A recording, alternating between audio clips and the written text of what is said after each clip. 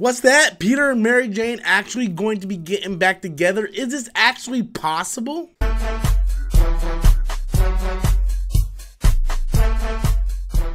Okay guys, so I'm going to try to do something a little different today, and I want to talk about Amazing Spider-Man issue number 1, and I'm not going to review this, but I just want to talk about this book because I was kind of late to the party because I was saving up money to go to Tampa Bay Comic-Con, so I didn't go to my comic shop for a month, so I had a huge backlog of comics when I went to my local comic shop to finally pick up my subscription. Like, the stack was like huge. And inside my stack was the first 3 issues of Amazing Spider-Man. So the first thing I wanted to do was jump into the first issue of Amazing Spider-Man for several reasons. One, it's the first issue in years that Dan Slott wasn't writing no more. Dan Slott is no longer on the book. We have Nick Spencer, who a lot of people might not like because he's the one who did the storyline with Captain America doing the Hail Hydra and all that stuff. But I didn't read any of that, so I'm not really familiar with Nick Spencer's stuff at all. So I just start, like, I really care less about the writer, and it's more about just the fact that Dan Slott's not a part of it. Because I kind of have this, like, love-hate relationship with Dan Slott, where I think overall he's a decent writer, but he tends to, like, just kind of convolute his storylines. You can tell he has an end game, but he'll throw like an Easter egg in one issue, you know, starting a story, but he won't touch on that story for like 20 issues down the line. So he likes to really kind of set it up, sort of like Game of Thrones, where you set up something in season 1 and they don't touch on it until season 5. That's sort of what Dan Slott does. And he had a few stories that were really good, but for the most part, it was mostly just filler that I didn't care for, or some stories I just did not like. But I was more interested in this book for a couple reasons. One, Dan Slott's gone finally, and 2, the artist is Ryan Ottley. If you guys don't know who Ryan Ottley is, for the love of God, you always hear me talk on this channel about Invincible. Invincible this, Invincible that. I preach the praises of Invincible. Invincible is, hands down, the greatest superhero comic of all time. Like, I know you guys love Batman, I know you guys love Superman, Spider-Man, X-Men, like, I love all those books too. But the simple fact is Invincible is the greatest superhero comic book of all time. And now with Invincible finally coming to an end, it finally ended a few months back. They finally did the last issue of Invincible. Ryan Ottley was more free to go do other things. He went over to Marvel, and now he is penciling the Amazing Spider-Man book. So it's very poetic for me because I was sad to see Invincible end, but with Ottley coming over to Amazing Spider-Man, which is like my Spider-Man is my favorite superhero, regardless, even though Invincible is the best superhero comic, Spider-Man has been the hero that I grew up with since I was a little kid. So to see my favorite superhero comic book come to an end and that same artist go over to Amazing Spider-Man, it was like perfect for me. So even though Invincible's gone, it still kind of feels like it's there. And the one thing that I loved about this issue is I open up the page and it feels like Invincible. Like, Peter looks like Mark Grayson.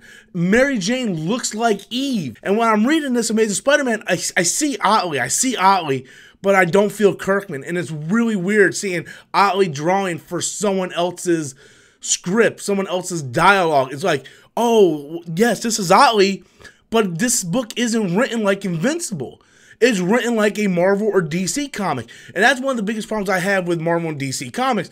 I mean, I like them, I read them all the time, but compare that to Invincible, which is pretty much get to the point, you know, you had your point, where in these Marvel and DC and these corporate comics, a lot of times they're really wordy, but yeah, it was just really weird seeing Nick Spencer's words mixed with Ryan Ottley's art. But for the love of God, people, read Invincible. If you take away anything from this video, read Invincible. So when I was finally able to dive into this book, because this was a book that I've been really anticipating because of the different writer and Ottley coming over as the artist, I didn't know what to expect with this issue. Now, I heard they wanted to do this fresh start thing, and the one thing I really disliked about Spider-Man for the past year or so, mostly after Secret Wars, was the character was really starting to just kind of be bland to me. And to be honest with you, I didn't read the last 6 or 7 issues of Amazing Spider-Man. I just kind of lost interest in it. I know that Norman turned into, like,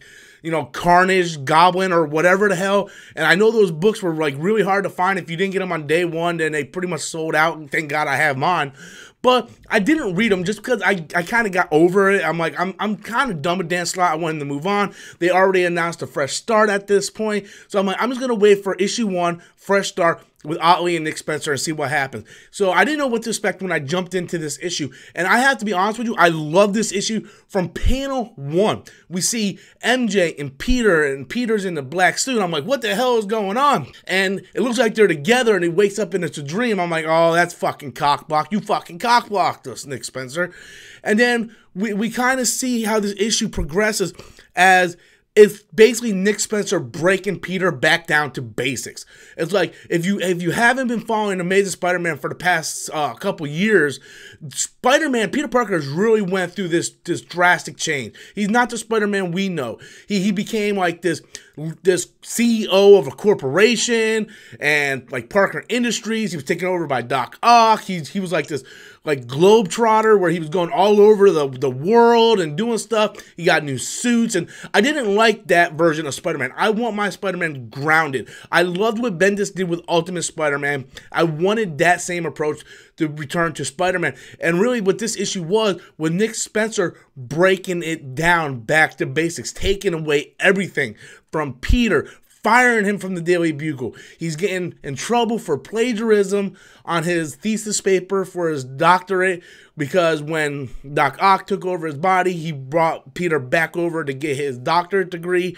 So there was a lot of Nick Spencer just breaking it down, breaking Peter down back to basics, and I really liked that in this issue. But what I liked about this issue the most was it ended with Peter and MJ back together. Will this eventually take away One More Day? Now, a lot of people have a problem with that story. I personally don't have a problem with One More Day. I actually like the story. I think the follow-up is what happened, like the problem. Like the follow-up with like One Moment in Time and all that stuff, that was the main problem of the story. The One More Day story was never really the problem. The problem was the follow-up, that no one ever actually had the balls to try to get these characters back together. And now that these characters look like they might be trying to get back together, there's going to be some backlash, not backlash, but some fallout in the story, because technically Mephisto still owns their marriage. So what happens if they do try to get back together? Will Mephisto confront them again? And then will all those memories from the past resurface? There's so many different things that could happen right now in this comic book. But just for the fact that Nick Spencer, Ryan, and Ottley was able to bring these characters back to basic, strip Peter down to everything, strip him down to just being a regular guy again, trying to pay rent, he's back with Mary Jane, he's trying to do the superhero thing and all that. That's what I liked about this issue, and that's what I want to see happen, more of in Spider-Man. I don't like this whole globetrotter, he's a millionaire now, he's got his own company. I never liked that aspect of Peter. That wasn't Peter to me. That's Tony Stark. And that's fine. If I wanted to read that, I would read that with Iron Man. I don't want to read that with Amazing Spider-Man. So I like what Nick Spencer and Ryan Ottley did with this first issue. I already went ahead and read the second issue, and my boy Peter got laid. Yeah, I like what they're doing. I just want to see more of it, and hopefully it doesn't get stale like I thought the Dan Slott run did. But that's really just my thoughts on it, guys. I know this is a pretty long video, but I really wanted to talk about this issue in particular and what it means, especially as a Spider-Man fan, how I just felt like the stories were getting really stale over the past several years, and I'm glad that they're kind of taking it back to basics. But I want to know what you guys think. Have you read Amazing Spider-Man #1? Are you interested at all? Be sure to leave those comments in the comment box below. Once again, guys, if you find my channel for the very first time, be sure to click that subscribe button. And until next time, as always, I'm Robert Storms, and that's my opinion.